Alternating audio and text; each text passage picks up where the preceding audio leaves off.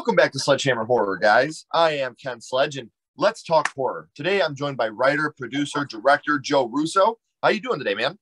I'm good. How are you? I'm doing so well. This is such an honor for me. Once we started connecting, and I've seen a lot of the root of what you've been working on, it blows me away. Some of the amazing things you've been involved in, man. So thank you so much for taking your time out to come hang out with us. I really appreciate you to do so. Yeah. Well, man, for those of you that aren't familiar with Joe, he's a three-time Bloodlist writer. Him and Chris Lamont's Netflix horror movie, The Last Will and Testament of Charles Abernathy, is in post-production right now. Do we have any idea when that's going to be dropping on Netflix? I have the idea, but I'm not at liberty to say yet. Understood. Definitely don't want to twist your arm and get you in any trouble, brother. Just keep us updated. I think you can expect to have seen it by the end of next year for sure. So awesome. Well, something I do want to drop, and I might as well say it now. For those of you that are interested, and I believe you really should be in a lot of this stuff, you can follow Joe on all his social media pages. I have all the links down here in the description. So make sure you're giving these a click and follow him so you can keep up to date on these things that he's doing and when they're going to be released. But you also rewrote The Locksmith, a thriller starring Ryan Phillippe, Kate Bosworth, and Bing Rames, shooting in 2021. That's amazing as well right there. So thanks. Shooting now. Yeah, literally right now as we're recording, they're filming out in New Mexico. Dude, that is so cool, man. Thank you. Yeah. No, we're excited. It's a really cast. So I'm excited to see how it turns out. Mm-hmm. It's got to be amazing when you've written something. It's gone from your heart or from your mind to your heart to your fingers onto a piece of paper, and then you watch these people and amazing actors and actresses act out what you came from your body. That has to be such an amazing feeling. Honestly, I thought it was something you would get numb to, but you really don't. That's a good thing, man. That means you still appreciate everything that you do yourself. Yeah. No, I love it. Time, whether it's something I'm directing or something I'm producing or writing, I start to see it come to life. Whether it's the actors saying the words, or if it's, like Alejandro just shared a piece of music from Abernathy with me, last week, or like a design elements like, the logo for the Locksmith shop, or the fancy A for the Abernathy crest. Like every time I see those things, it's really exciting. It has not lost its magic on me a couple movies in, and I'm really happy for that. That's so great, man, because it's nice to hear that you're not one of these people that are not like, whatever, it is what it is. The fact that you're still so appreciative, knowing that it could end at any moment, man, like that's so cool, man. I mean, it happens. I mean, Hollywood is a fickle town, and the movie gods are even more so. And sometimes I feel like it's what's the game where they pull the chair out from under you? It's like Ring Around the Rosie, right? Oh, like musical chairs. Chairs. There you go. Thank you. Waiting for somebody to pull that chair out from under me, and I'm just going to fall on my ass. But, right. Until then, I'm just going to keep playing.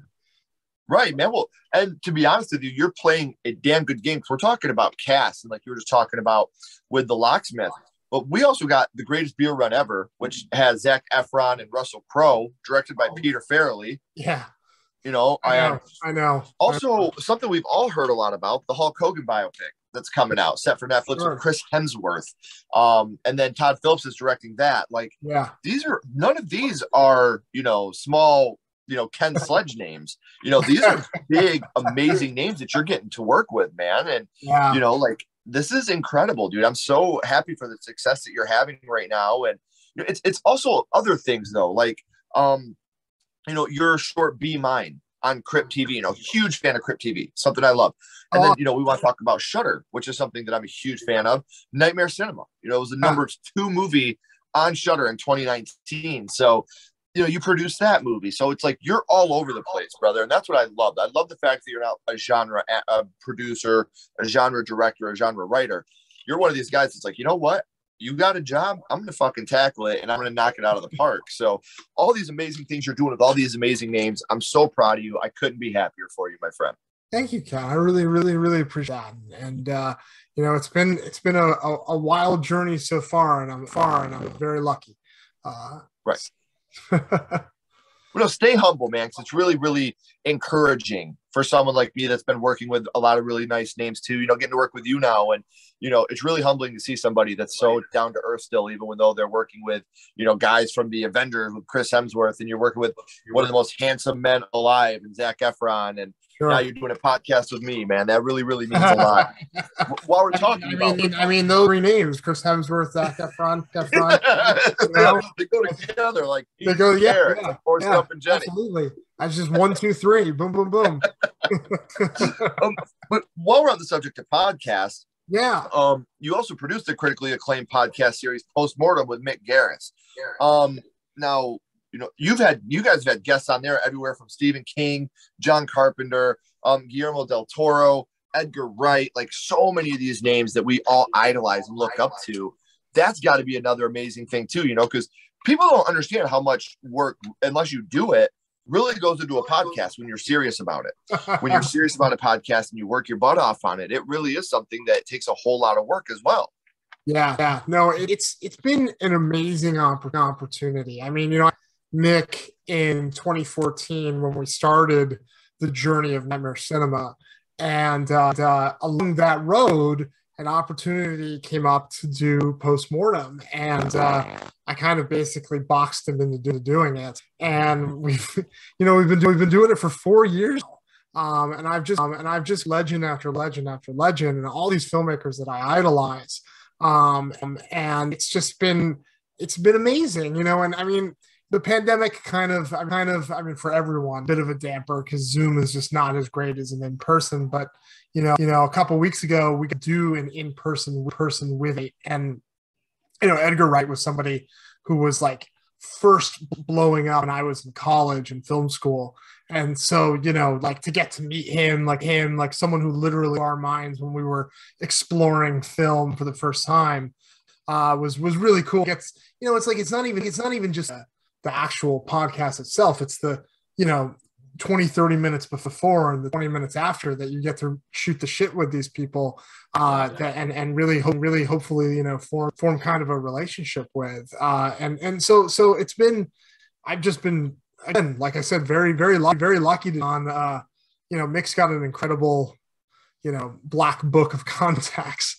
And so it's been nice to be around that, Right. Yeah.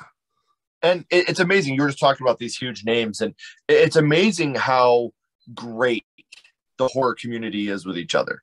Yeah. Like people get that idea of, hey, we want to get together. We want to talk some horror. And people are so down with, let's get together. Let's do this. It'll be a great time. And I'm so, so happy that Mick gets to do all that. You get to do all that, because it shows just how lovely this community is. It's funny, we talk about the darkest and scariest and bloodiest things, but yet it's the nicest, kindest, most gentle people that you can ever hope to meet.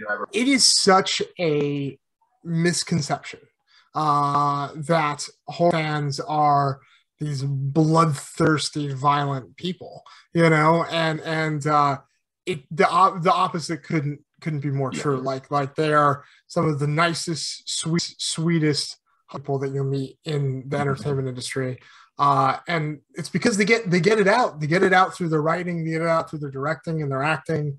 They face those demons.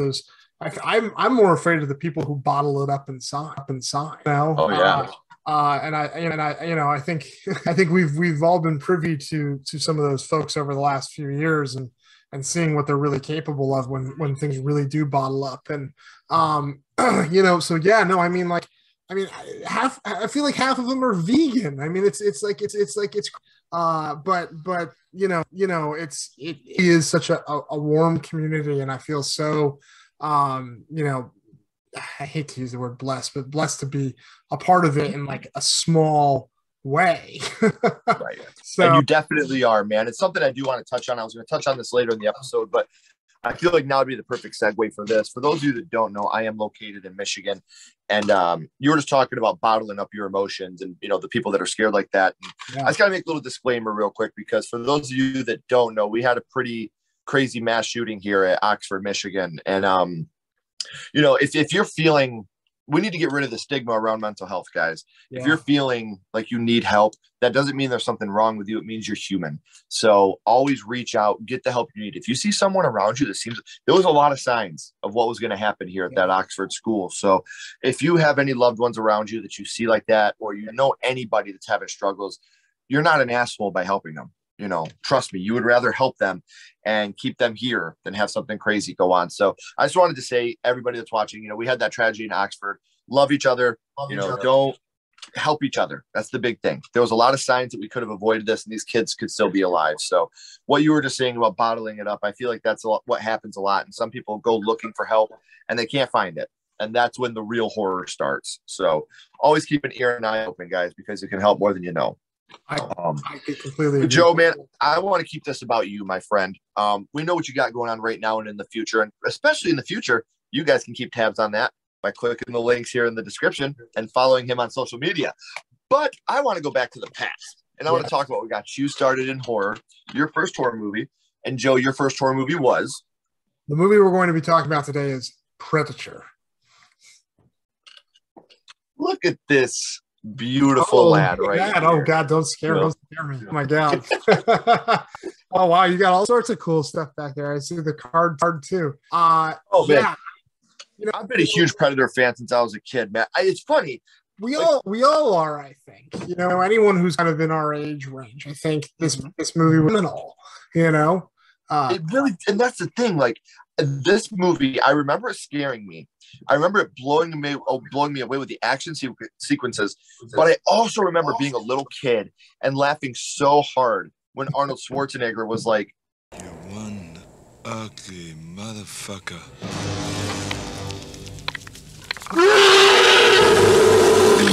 Yeah, such a great cathartic release. Oh, totally. You've got the best high five handshake of all time with that bro five. I mean, it's one of my go-to gifts. I can't tell you how much in text messages and Twitter and such. Look. Here's the thing. When you ask me what was the first movie that scared me, that genuinely scared me, the problem is I was like a Halloween kid, right? So like Ghostbusters is my favorite time. And because it was like a movie that just connected with me at such a young age, I like ghosts. Ghosts were fascinating to me. Like the supernatural was fascinating to me. Halloween I was obsessed. So like things that might have like scared kids when they were young didn't scare me. I was fascinated by them. I was into them. Somehow the violence of Predator, I think, and the threat that Predator posed, Alien posed, I think that's what really got under my skin. I wasn't really allowed to watch, I wasn't allowed to watch R-rated movies at my, not until I was probably in like fifth grade, maybe sixth. That's when I finally got to start seeing R-rated movies, and then the floodgates opened. But before that, I had to watch them at my friend Jarrett's house, and because Jarrett could watch whatever he wanted, right? Right. And I distinctly remember when I saw this movie because I was with him and I was with our friend Kyle, and they had both seen it and they both loved it, and they were also upset. And they were like, "You should watch Predator because it's less scary than Alien." Right? Like, this is how it was pitched to me. It was like, oh, this is the less scary one. Right? So you can imagine how, after traumatizing this movie was, I was like, there's one scarier than that. Yeah, dude. But what's really funny about this is your mom's going to watch this episode and look at your dad and be like, "That motherfucker Jared, I knew he was watching horror movies over there." I'm pretty sure they've long discovered that, but I remember, and I was trying, and I rewatched the movie again because I hadn't seen it in a couple of years, and I rewatched it specifically for this conversation because I wanted to be fresh in my mind, and I really wanted to think about, what was the thing that really like to me about this movie, and You know, I think the thing that people don't talk about enough when they talk about Predator is, yes, it's an action movie, probably first and foremost. Yes, it's Arnold Schwarzenegger. Like, yes, there's like all this machismo going on, and yes, cool sci-fi creature design, but it is a slasher movie. Yeah, like the 100% is a slasher movie, and beyond, you know, it just being a slasher movie. This particular slasher, it's not Jason or Freddy or Michael taking out inept teenagers. This is a creature, a monster, taking out literally the strongest, bravest, fastest, like toughest son of the bitches we have on this planet. Right? Trained killers, yes, man.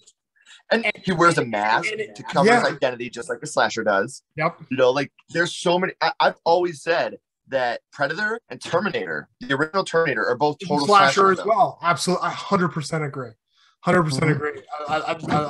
Both of my mind, in my mind, these are both horror movies. And they're like, yes, they're shared with other genres, and maybe you could classify them under subgenre. To me, they're under the bigger umbrella of horror.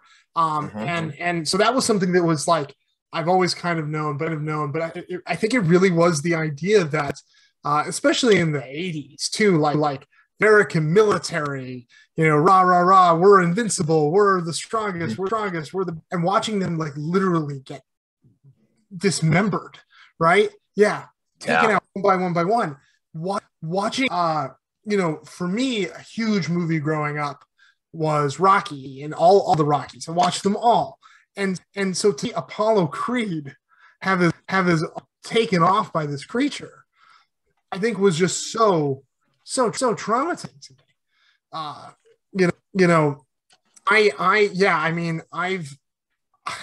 For me, it was like, and watching Schwarzenegger, who was when we were kids, like he was the, you know, go do your push-ups at gym class. Like, yeah, he was the man, right? Like the archetypal ideal of what a man be.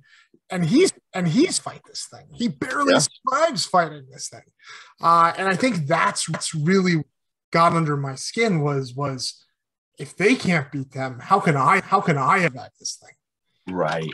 And it's funny that you bring up Rocky, man, because I think that's another thing you talk about guys at our age range. We idolized Rocky.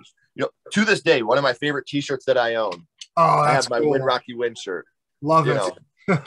Like I, you know, I'm a big horror guy, obviously, but I grew up in a video store. My parents owned a video store, so I had access. Yeah, I had access to everything, man. And like growing up, the three movies I probably watched the most that weren't horror were Rocky, Rocky 2, and Back to the Future. No, I watched those movies, and I probably wore out the VHSs, man. And you're right. When you see Apollo Creed in this movie get his arm blown off, and it's still shooting the gun. God, yeah.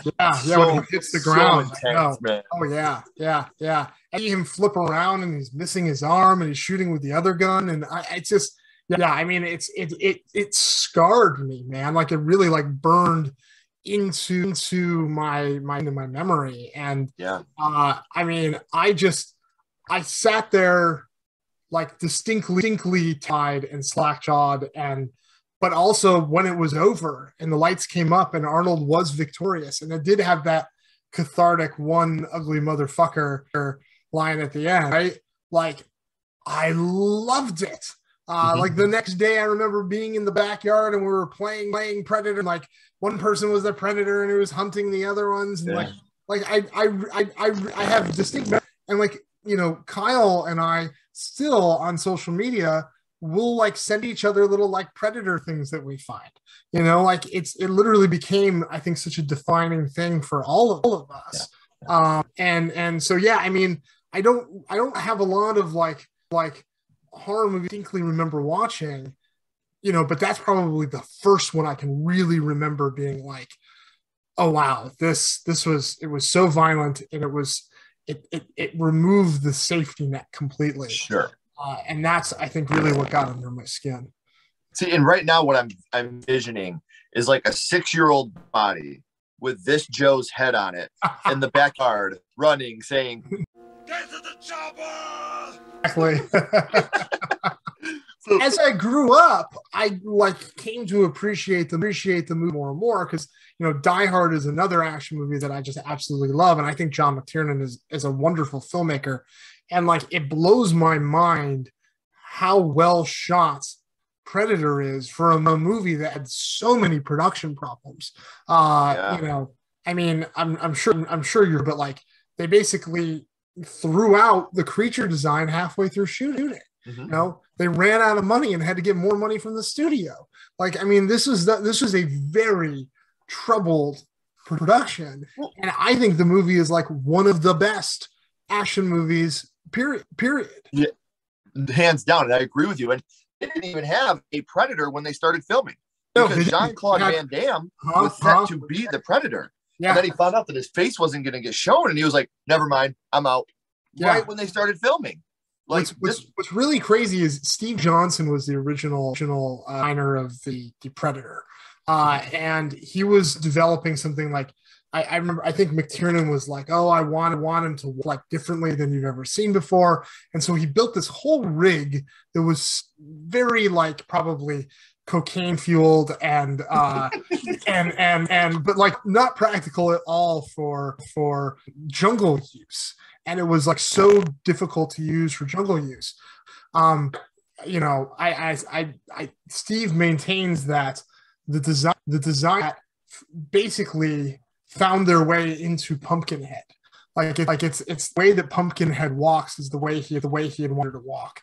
And when Stan Winston came in and like looked at those designs, it almost feels like he kind of put those ideas to the side for something else, and then you know, they built a much more practical Predator design, but an iconic design. I mean, you know, the reason that two completely separate franchises, Alien and Predator, became one, because those two aliens are probably the best designed aliens. And yeah, I mean, it's pretty crazy. One other thing about her that I always think is fascinating.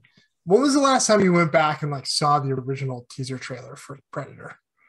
Oh man, it's been years. Well, if you can pull the clip, you should put it in here. But the cool thing is the way that the trailer is laid. You know, we call this alien the Predator now, right? But like the original title of the movie and the marketing of the movie was about becoming Predator. It was about like, what if you were being hunted and you were the prey? You have to become the Predator. And it's literally like that's the way the movie was about Arnold becoming the Predator. And it's just weird how like almost like Frankenstein's monster, we just call it Frankenstein now, right? Like it's almost like that's what happened with this title and this creature. It like became synonymous. And I think that's just such a fascinating little pop culture curiosity.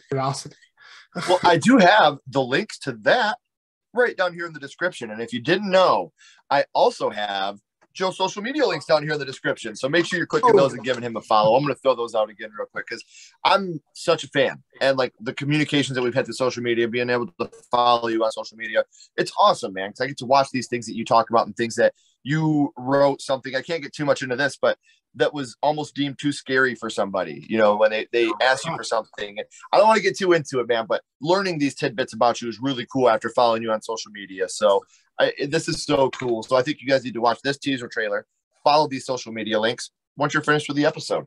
So we know what scene affected you the most with him getting his arm blown off. But what would you say your favorite scene from The Predator is? Oh, man, that's so funny. I mean, honestly, like, there's so many moments and there's so many one-liners. I mean, you know, Jesse Ventura saying he's a sexual Tyrannosaurus, or, you know, or him saying I ain't going to bleed, you know, I mean, they're iconic. You already talked about the handshake between Carl Weathers and Arnold. Even just the reveal of Arnold on the helicopter, on the chopper, when he's like lighting up a siren, it's like the match is the thing that illuminates him. I mean, there's so many great little touches to this movie. It'd be so hard for me to pick, I think, just one. But I mean, the final fight between Arnold, pretty much like from the moment Arnold realizes he can camouflage himself to the end of that movie, just insanely rewatchable. Like just again, some of the best. It's a movie that, as I've grown older, I've come to appreciate how great an action movie it truly is. And you know, but even the firefight at the, you know, in the beginning at the you know, the rebel base is insane. Action is just insane. So like yeah, I mean, the movie is top to bottom. Anytime it's on, I'm gonna search the whole freaking thing. You know, I totally agree. Totally agree with you. Now, Joe, something that we love as horror fans, obviously, is the kills. It's something that we all enjoy. And I hate saying favorite kill because that's so weird, but what kill would you say stuck with you the most from Predator?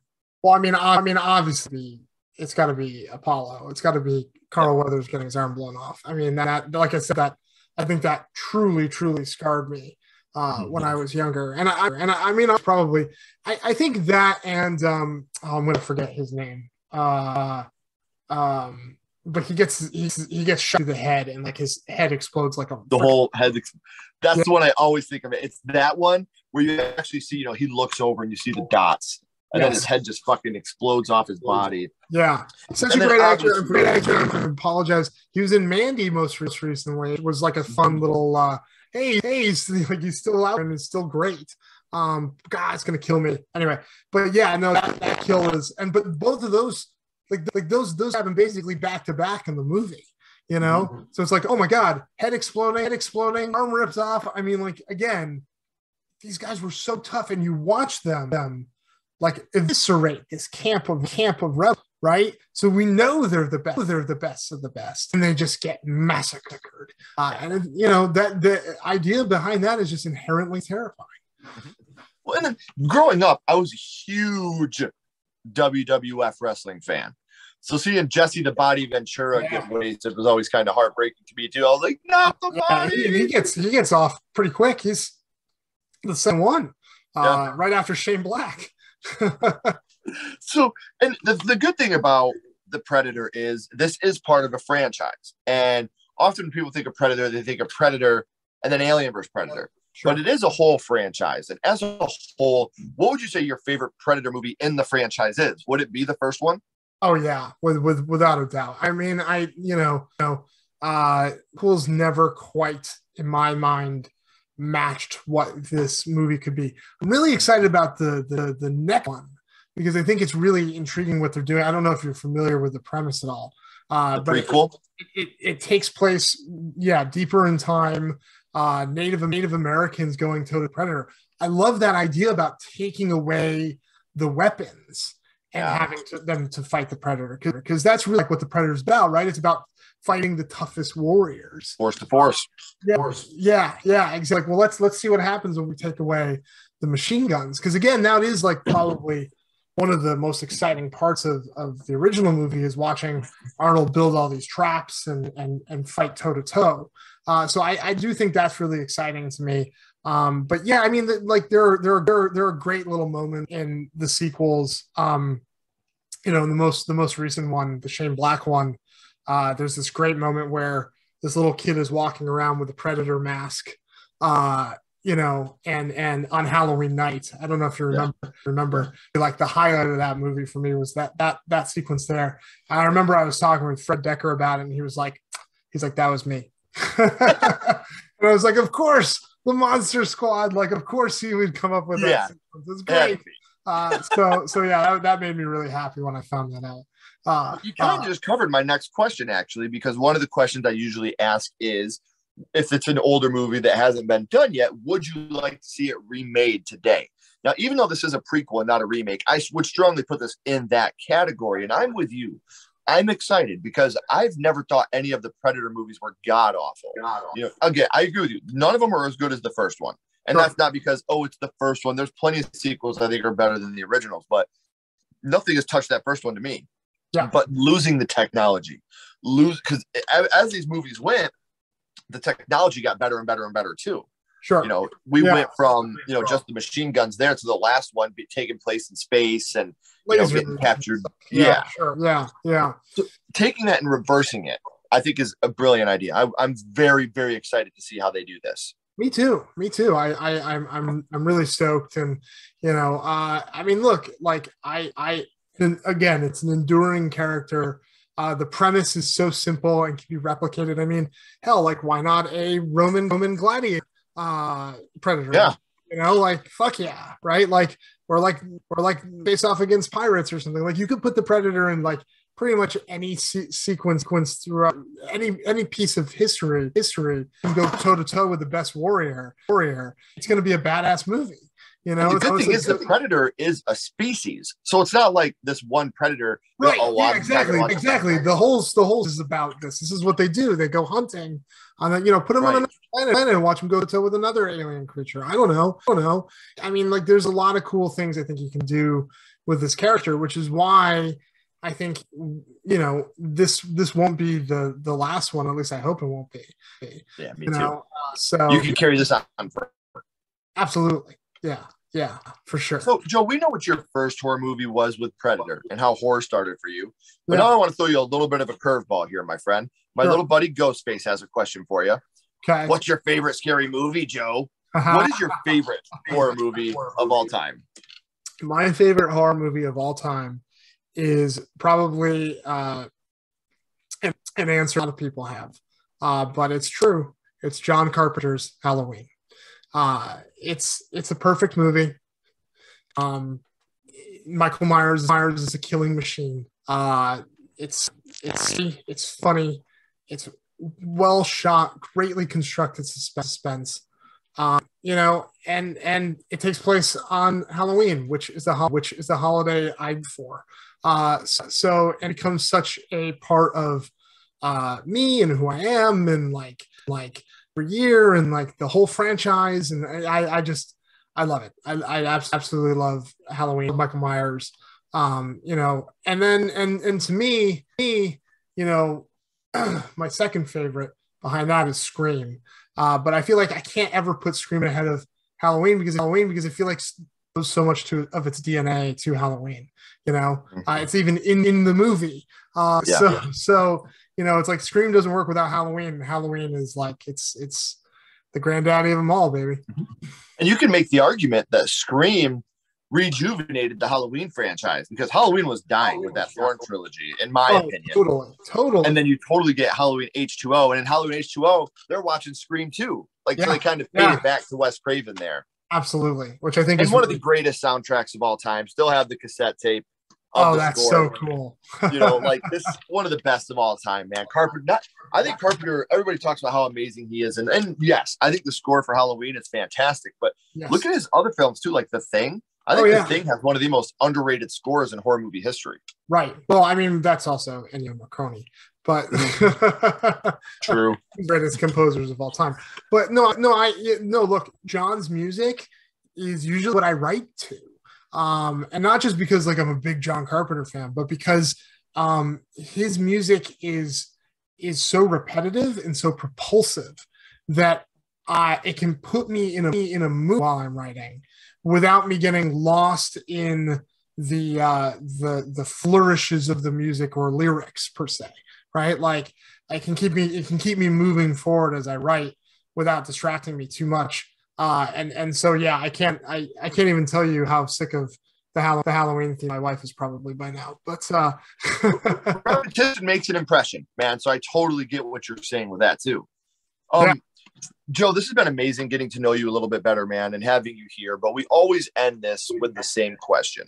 I think I know the answer, but I got to ask you anyway. We're going to go back to Predator, and what we're going to do now is we're going to rank this on a skull count. Now, what we're doing, we're going 0 to 5, and we're not ranking it on acting, production, score, visuals, nothing like that. We're ranking this movie strictly on how much it affected you the first time you watched it. So 0 being the worst and 5 being the best. What would your ranking of Predator be? I mean, you knew the answer. It's 5. It's 5. Because I hate to ask like critically, because to me personally, there's no such thing as a perfect movie. Sure. Wes Craven had the closest to me with Nightmare on Elm Street. But then he ruined it with that ending. I can't stand the ending. But I think the closest thing, honestly, people laugh at me. That was Bob Oh, Shea. yeah. That was definitely Shay in the studio. Yeah. But see, I think the perfect movie, if I'm saying this is the perfect movie, it's not even a horror movie, but it's Pee-wee's Big Adventure. I don't think you can get any more perfect than Pee-wee's Big Adventure, man. It's funny. It's heartfelt. It's just a genuine great time the whole time. Yeah. No, I love Pee-wee. I mean, that era of Burton was just magical too. So he's a hit maker after hit maker. We saw Batman Returns at the New Beverly a week ago, and boy does that movie hold up! Like, oh, so good, man. Yeah, and like gorgeous constructed and great acting. I mean, and so Tim. Like it's one of these days we'll have to pin him down for a postmortem. That would be pretty epic. But oh man, that'd be amazing. These are the white whales, baby. Maybe someday. Yeah, you guys could definitely do it over there because you guys definitely have the cred and you guys definitely have the flow and the show for it. And if you guys haven't listened to it, guess where you can find it? Right here in the description. So guys, make sure you're following the podcast, following him on social media. Don't go anywhere, Joe. I got a couple questions for you before we sign off. Okay. Everybody else, thank you so much for taking the time to spend with us. As always, keep talking horror, stay what you are, and we'll see you guys soon.